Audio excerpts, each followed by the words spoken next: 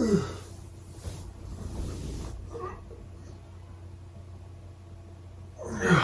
one of harvest. Good morning. Here you go. Neva and I don't have closets yet, so we're kind of living out of these bins. These are my favorite ones. They have the American flag on the back, and then it's got rows inside of it, and it's being planted by a planter. So I think these ones are kind of cool. And then it's got the logo on the front. Visit the link in the description, or this one right here, and you can pick one up for yourself. Every year I like to see how much weight I gain or lose during harvest, so we're coming in starting today at 167.8. Bone apple teeth. Okay, here we go. Day one of harvest. Hey, give me a ride. We got just a couple little sprinkles last night, just enough to kind of make it just a little sticky, cool down nice. So with the sun coming out, it's going to kind of burn that moisture off. So it's not ready to go yet, which is good, because we have a couple things we got to get set up. Did Ellie go up to the top? No, not quite to the top. Ellie, what are you doing up there? I'm taking a break. That's a good place to rest. So Zach and Cooper are going to be putting in some new sheets on this bin. So we originally were planning on filling this one with soybeans first, but since they have not got that done yet, we are going to top ship, and we're going to fill the 32,000 bushel bin first. Just for rule of thumb, assume that a semi is 1,000 bushels. So when I say 32,000 bushels, 32 semis. For those of you who don't know what a bushel is just a function of weight. A bushel of corn is 56 pounds of corn. So instead of saying there's 337,000 pounds of corn in this bin, we just say there's 3,000 bushels. But every crop's different, because soybeans, a bushel is 60 pounds, corn's 56, I think black beans are like 65, so it just varies on the crop. When we hook onto that auger too, we'll want to run it. There looks like maybe a bird nest in the end, and we don't want that to fall right down and plug our sump. Does this driveway look okay?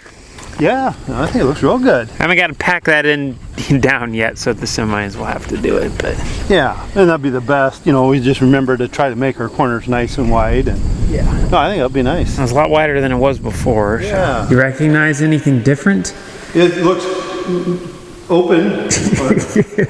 We're going to be using the 13-inch 84-foot Westfield auger. In this one, we got a little bit of a problem with the hookup. We don't have a hammer strap on the tractor, so there's no top where this is supposed to go right between them. We just have a tip to a tip. So speaking of that, what did we do with that one block that used to be here? You know, we bolted on there. That would. I haven't seen that thing in 15 years. Yeah, just now that we mentioned that. Boy, that's not gonna be long enough. So we have to bolt the thing together. We had a bolt set up already, but it's not in the tractor for whatever reason. I wonder if it ended up in the toolbox.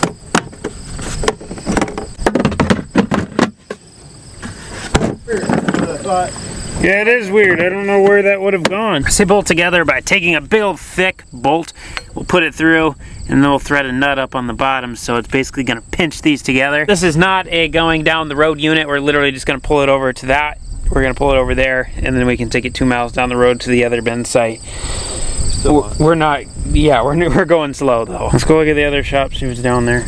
Down at the other farm? Yep. What happened to the handle on the road diesel pump? It's stickier than can be. Yeah, I noticed that too. I think, and I might be wrong, didn't it have like a green plastic thing that used to be around it like to hang on to? I think that fell off and it must have just been soaked. Cause yeah, you grab it and I forget it every time. It's like, oh, it's just like sap. Yeah, it's so sticky. Yeah. I don't know if we got another nozzle we could change that. I thought Cooper put a new one on it last year. Oh. I don't know. Otherwise, you know, it's gonna one like that. Yeah. Good grade 8. Oh, wow, these shelves look familiar. It's like we just set them up the other day.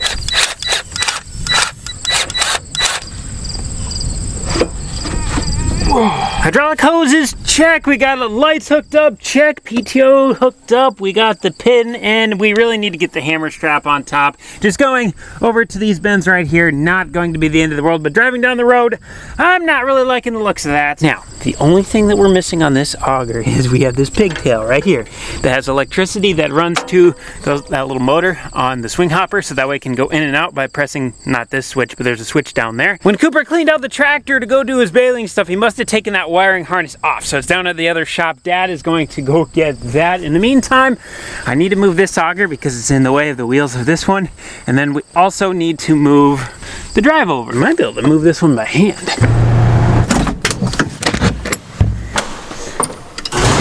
Not the most ideal place for the door opener. But hey, sometimes you gotta work with what you got. Morning, skid loader.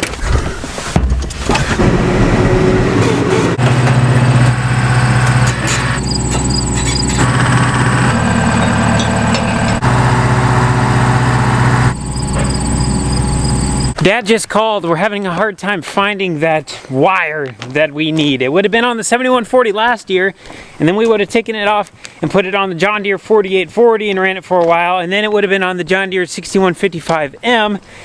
And so we don't think we would have thrown it. Well, we know we wouldn't have thrown it away. We just don't know where it is. And there's not that many places that it can hide. So I have one idea. Maybe, just maybe, it's hanging on the wall over here. No siree. Oh wait, I just saw the one that has an old cap, electrical tape to it, and I thought this was it, but it must be right here.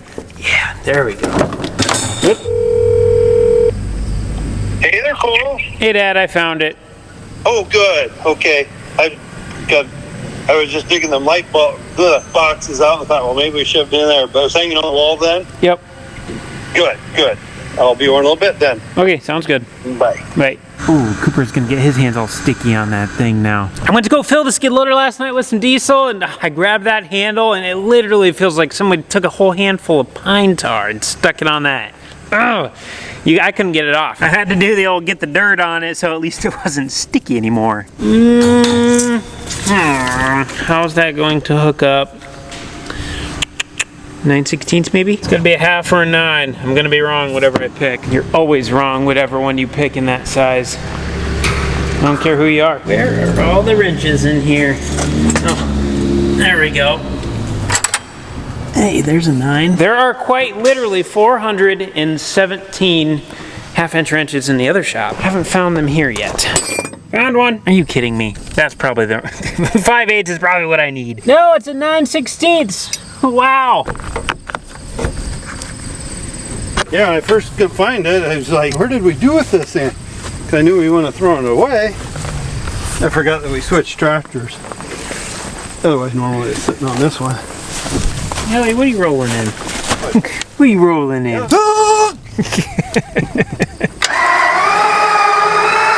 Uh-oh, burnout. We gotta jack it up a little, the wheels. Ellie got her. Can you jack up the wheels? Yeah.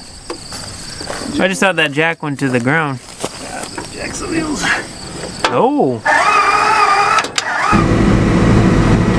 Now running into a little bit of a problem. The hydraulic hoses that go from that to the tractor are not long enough in this configuration, so we need to go get like a 12-foot extension made. We did this last year and we swapped out belt conveyors, and when we did that, we forgot to grab our hydraulic hoses off of it. So we learned a lesson. Or at least so we think, but we're gonna take a look inside the big machine shed here. If we have hydraulic hoses hung up, those are definitely it, but I'm not seeing anything over here. Nothing over there. Absolutely nothing in the back. This is all seed and then chemicals. It's gotta be in this corner if we got them. It appears like we don't. Oh, where's everybody at? I need hydraulic hose made.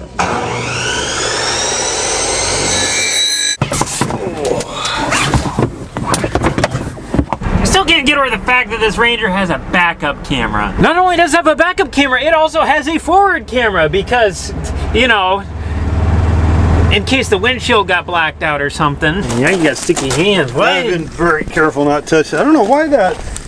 It's weird. I mean, this side's not sticky, it's just that side. Yeah. All right, I'm gonna go and eat lunch. Okay. Hey, what are you doing? I'm gonna go eat lunch.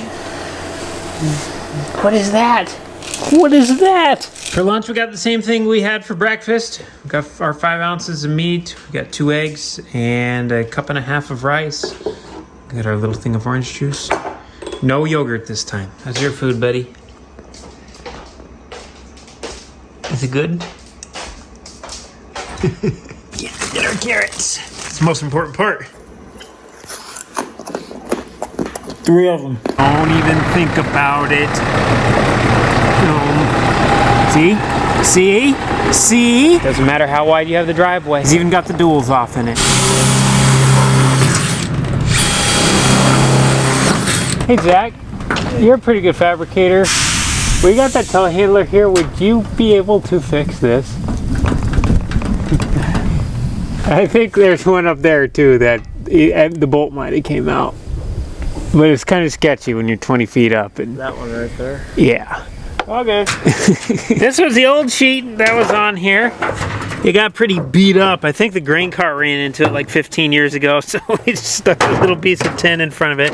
There's a pretty good gash there. That's gonna look a lot better. We're gonna try to drive around this conveyor, and then if that works, we're gonna try to bring everything out to the field. I'll just grab the skid loader there. We got the forks. We'll just lift right under that gently to get pressure off that pin. We think we got it now, so we're gonna try to run these semis over it. Our trailers are really old. New trailers sit a lot higher off the ground where they dump out. These ones are low, so it's going to be tight on if it fits over this. If it doesn't fit, we're gonna have to do what we did last year. Got a little rock pile back there. We'll end up just kind of extending the ramp out to lengthen the ramp, and then it makes it a little more gentle, then we don't catch. Otherwise, last year, we were running into it right here.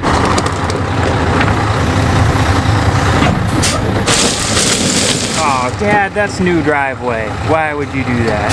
Oh yeah, we got plenty of room this time. Let me fix this real quick. I think what the problem was last year, we had it flat on this side of the ramp, which is what we came into on. And then when we went over, the ground started to go down.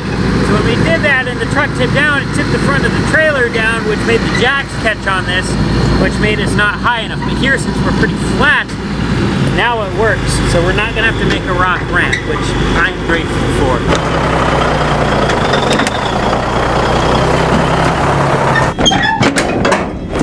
I think we're ready. Oh, Dad, hold on the grass again. That's our big grain cart. Oh, that thing's sitting on the LSW 1400s. It's got the 1250s in the back and the 1100s on the very front. That thing just floats. Golly. The other day when Dad and Cooper had this down in the shop, they got the scoreboard weight scale display hooked up. So now when we're unloading on the go, we'll get into the combine's perspective here. We're sitting in the combine cab, we look over, we can see the live weight that is on the grain cart. Brent, you have truly outdone yourself when you came up with that idea. Our favorite thing. Where'd Dad go? There he is.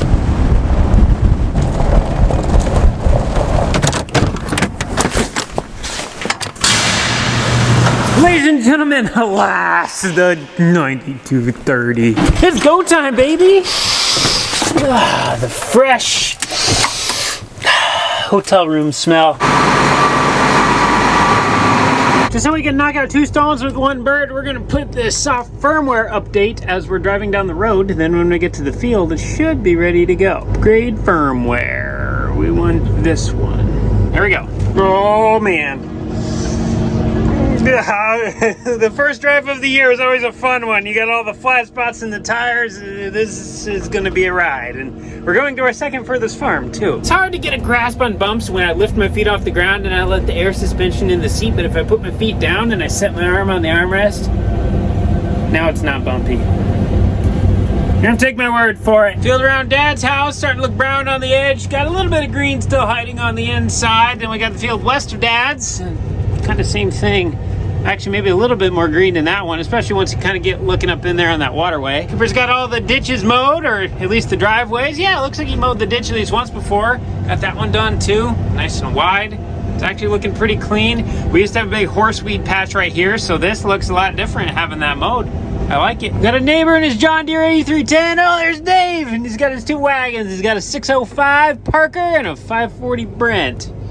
It's all about a semi-load there. Shout out to the kind person in Toyota for getting over, letting me get through. It's a little tight when you want to stay on your side of the road. Because I'm literally touching that side and I'm touching that side. There's Dave's stuff. Dave farms right across the road from the north side of Mary Lou's, which is right over this little knoll. Right there. That's his alfalfa field too.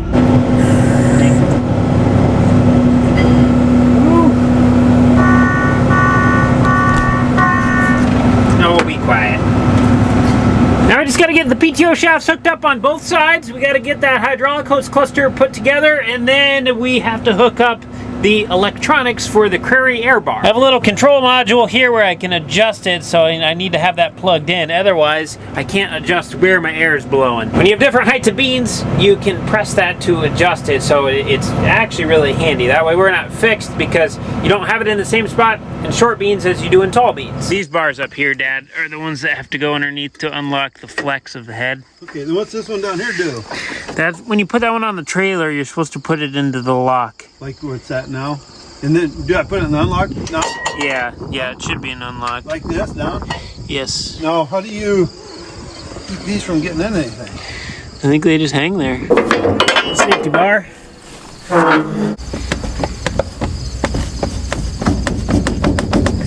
Good. Alright, we got things going. Right now it looks like, they got the lights on. What's that mean? We've only ran maybe 8 minutes. They went from there to there. So not very far yet. They might be getting out to adjust a few things.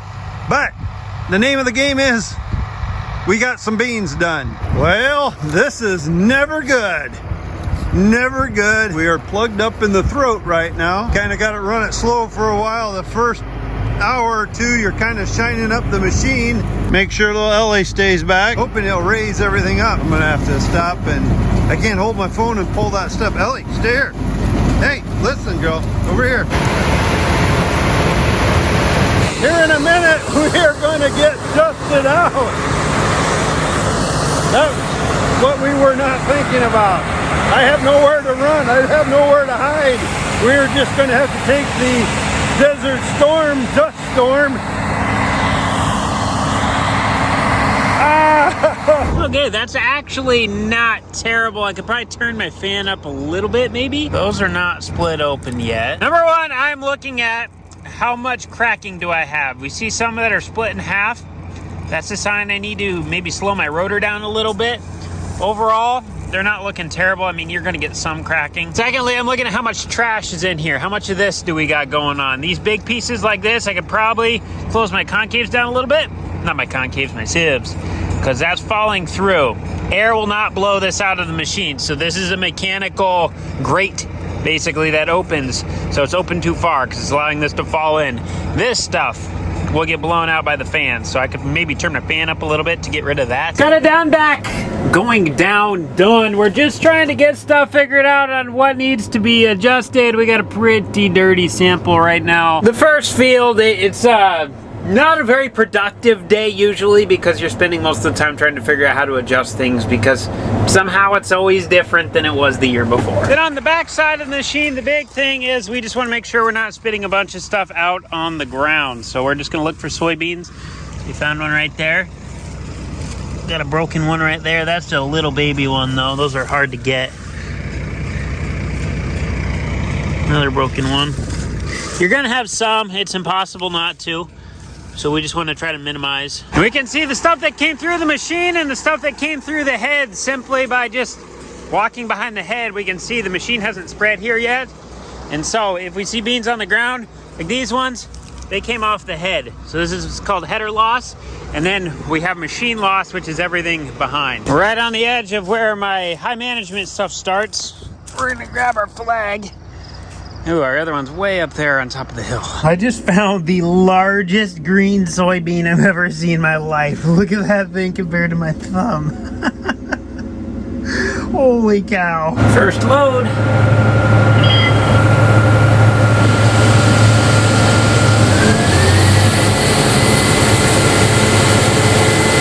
Okay, what do we got going on here? Turn steering wheel to initialize system or recalibrate kickout sensor. This sounds like a Pete thing. Hey, Cole, what's up? Hey, Pete. I just went to go kick my auto steer on, and it says, turn my steering wheel to initialize the system or recalibrate my kickout sensor. Okay. I've never heard of a kickout sensor before. You gotta turn your wheel a little bit, because it's gotta sense the encoder. Okay. I have done that a few times now. Alright, then you're trying to do beans tonight? Yes.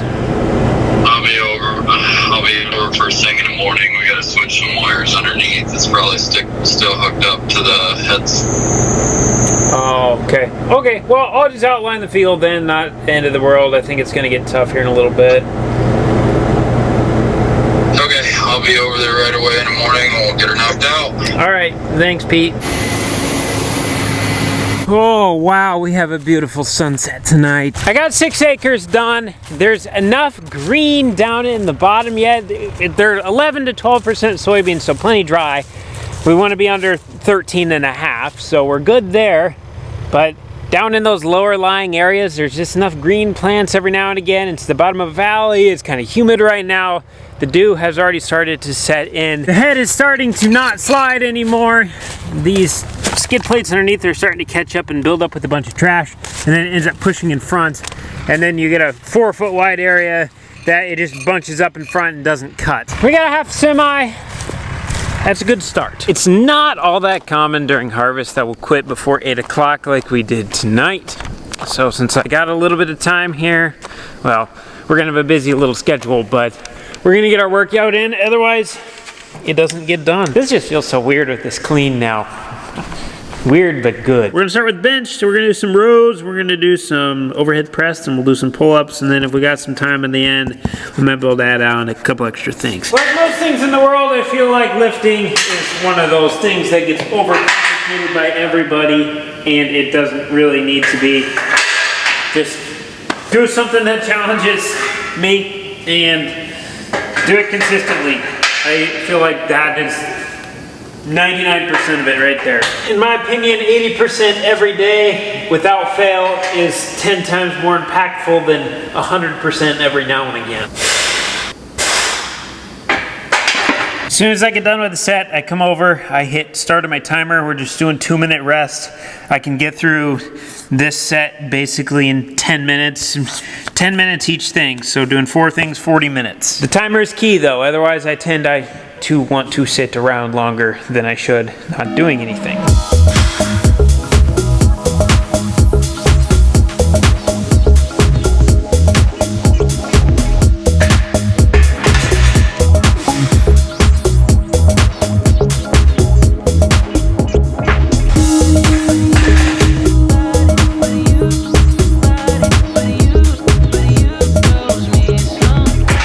Done with bench. So the bench press is going to work the front of our chest or shoulders, so it kind of pulls us into this position if we just do it all the time. So I want to open my shoulders back up. So I like to do an opposite. So when I push, then I do a pull. When I push like this, then I do a pull. And it's kind of funny. My bench is way stronger than my row, but my overhead press is much weaker than my pull-up.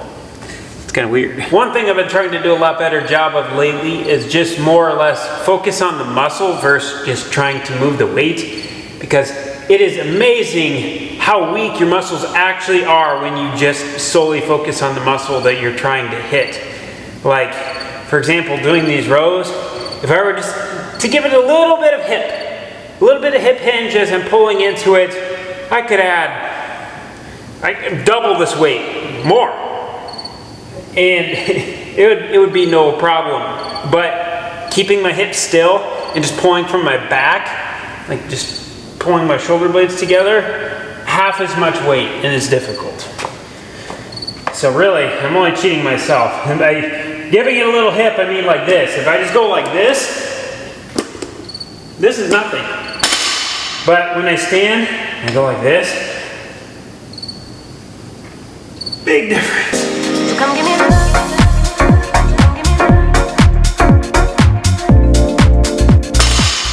If you've been into fitness or just wanting to get into it, to become healthier, more active, stronger, it never gets easier, but you just get better.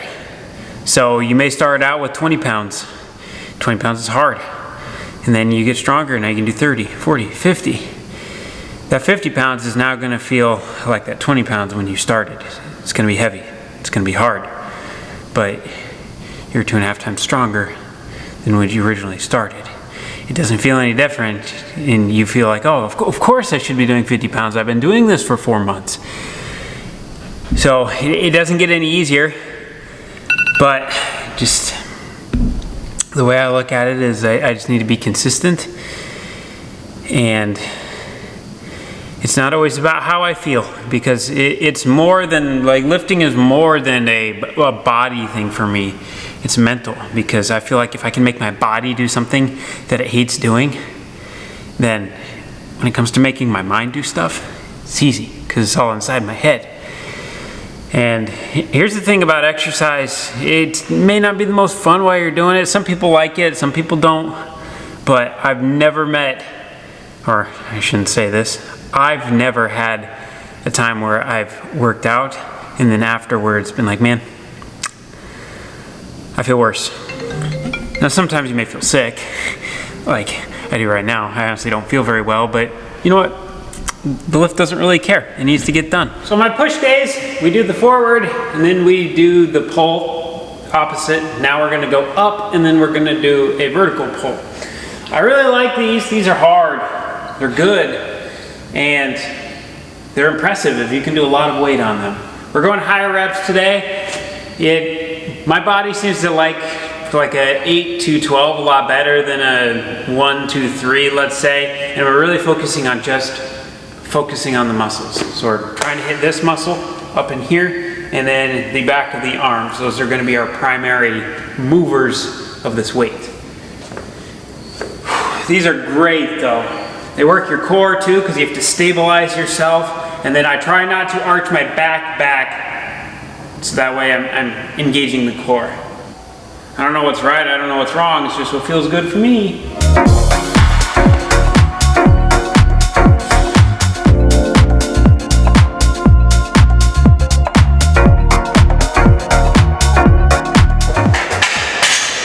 Many times you'll hear conversations about, like, there's gym strength and then there's real world strength. Someone's super strong in the gym, they can bench press 400 pounds, but you get them out on a job site and they struggle moving like basic things around. That is a very real thing, because moving a barbell that is balanced is one thing, and then you get like awkward stuff in real life, completely different. But I will say, one upper body lift that carries over extremely well to real applicable strength is the overhead press, which is what we're doing right now. You get a strong shoulder, there's just you're gonna be strong.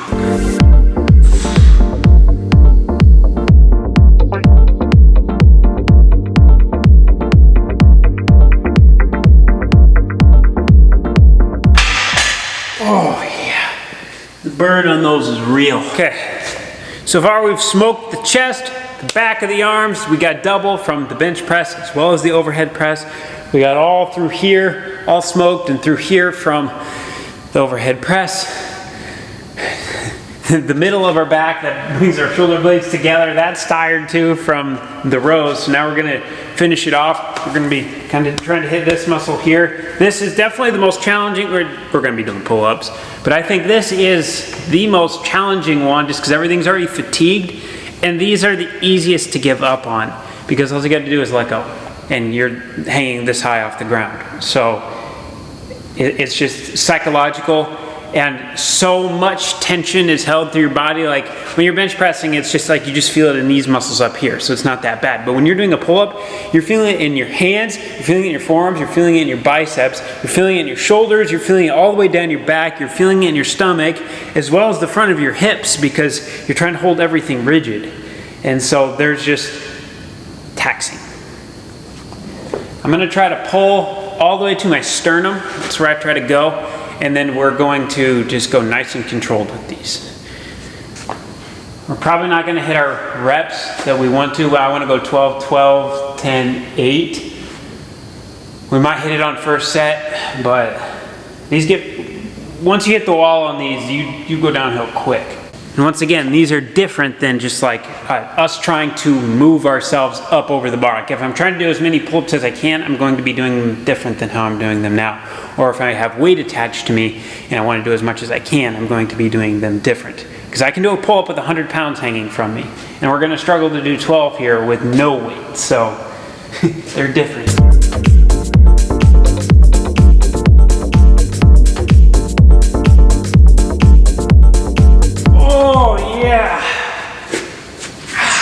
stretch at the bottom is just what wears you out. Wow. See, we got 12, and then next we did 5, and then we did 5, and then somehow we did 6. These are weird too, because some stuff, like other lifts, you can just really grind them out and just keep grinding. And these, like, you're just fine, and all of a sudden, you just can't. Okay, that took us about 45 minutes, so just after 10:30, we got some work to do in the house yet. We gotta review some footage, and we also gotta keep an eye on Edward. Oh boy. Good job, buddy. Okay, it's just midnight now. We got some supper ready that Neva made for us. We got a little bit of computer work left to do, but we're gonna have to carry that over into the morning because if I don't eat now and get in the shower, I'm not gonna get a lot of sleep. So this is meal number 4. I forgot to film meal number 3, but same thing. We got our 5.5 ounces of ground beef, and then we got our 1.5 cups of cooked rice. We got like 4 ounces of orange juice here. I do salt my food, just to taste. And this time, instead of 2 eggs, we have 2 kind of medium-sized yellow baked potatoes. Yellows are the best ones for flavor for me, a lot better than a russet or a red. Typically, I like to take this time as kind of my me time. I have a bad habit of eating supper around midnight every night, but I like learning during this time. So I listen to a lot of business stuff, a lot of financial stuff, or just like improvement, self-improvement, whether that's fitness or mentality.